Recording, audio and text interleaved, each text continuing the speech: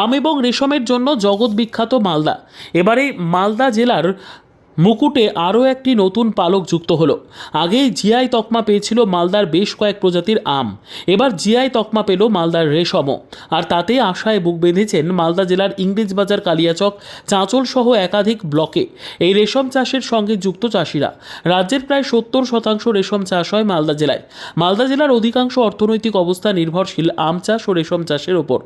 জেলার রেশম চাষ বিশ্বের দরবারে জিআই তকমা পাওয়ায় রেশম চাষের ক্ষেত্রে আরও আগ্রহী করে তুলবে বলে মনে করছেন অনেকেই। বাজারে এই রেশম সুতোর দাম প্রায় ৩,২০০ থেকে ৫,২০০ টাকা প্রতি কেজি।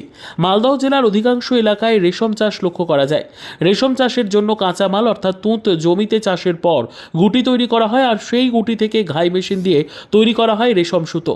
এই রেশম সুতো থেকে তৈরি হয় উন্নত মানের পোশাক, বিভিন্ন ধরনের কাপড় ও নামি দামি কার্পেট, যা দেশ বিদেশে রফতানি করা হয়। মালদহ জেলায় প্রায় ৬০,০০০ পরিবার এই রেশম চাষের সঙ্গে যুক্ত। এটা আমি 10 বছর থেকে। 1.5 বছর 10 বছর। 10 বছর থেকে হ্যাঁ, কি কাজ করছেন এখানে? এই রেশম তৈরি করি, আমাদের এটা বাড়িতে হয়। ওই জন্য আমি ছোটো থেকেই এটা কাজ করছি বাড়িতে। কোথায় থেকে নিয়ে আসতো এই রেশমের মালগুলো? আমরা কালীচক, আমাদের এখানে মার্কেট থেকে নিয়ে আসি। তারপরে কি অন্য জেলা থেকে, বীরভূম জেলা থেকে নিয়ে আসি, নিয়ে রোদে শুকিয়ে তারপর এটাকে গরম জলে ভিজিয়ে রেশম তৈরি করি। কোথায় আবার রপ্তানি হয় এই সুতোগুলো? এটা যায় বাঁকুড়া জেলায়, যায় আসাম, গুয়াহাটি। ভিন রাজ্যে? হ্যাঁ, এই যে জিআই তো এই রেশম ভালো। তো আমরা চাই কি আরও আমাদের উন্নত হয়, সরকার আমাদের দিকে দেখুক। মনে করেন এটাতে হ্যাঁ, বাড়ানো উচিত। আপনারা কি সরকারিভাবে সাহায্য পান কিছু? না, কিছু পাই না। আপনারা কি চান? তো আমরা চাই কি আমাদের সরকার কিছু সাহায্য করুক। আগে অনেক ছিল, এখন সব বন্ধ হয়ে গেছে। এখন ওই কয়েকটা বাড়িতে আছে, এখন আর নেই। কালি হ্যাঁ, সব এটা কোথায় করছে এটা? এরা মালদা জেলা কালিয়াচক। সবাই জানেন, মালদার রেশম চাষিদের কাছে একটা খুব খুশির খবর যে অতি সম্প্রতি নিস্তারি সিল্ক জিআই ট্যাগিং পেয়েছে। এটা আমাদের আপামর মালদাবাসীর কাছে খুব আনন্দের ব্যাপার। আমরা মেনলি নিস্তারিটা চাষ করে থাকি মানিকচক এবং গাজল অঞ্চলে, এবং এটা সিড হিসেবে চাষ হয়।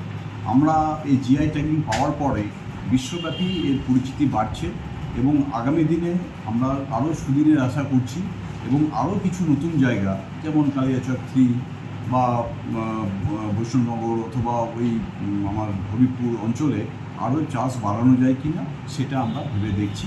আমাদের আশা এবার যেমন 24,500 টাকা কেজি মন বিক্রি হয়েছে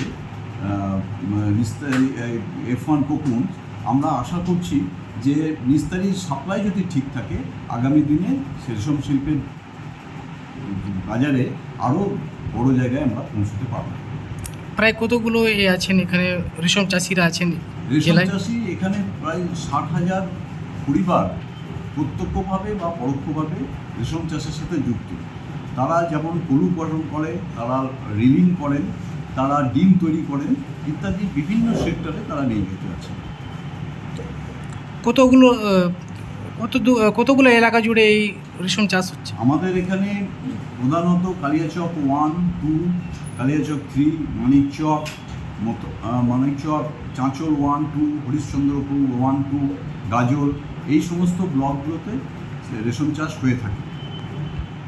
আয়তনে কতটা হতে পারে চাষের জায়গা?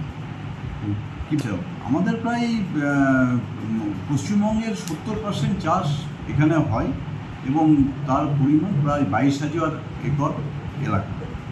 দিন দিন এটা বাড়ছে, আবার কখনো কখনো এটা যে বাড়ার গতিটা সেটা হয়তো অতখানি দ্রুত হচ্ছে না।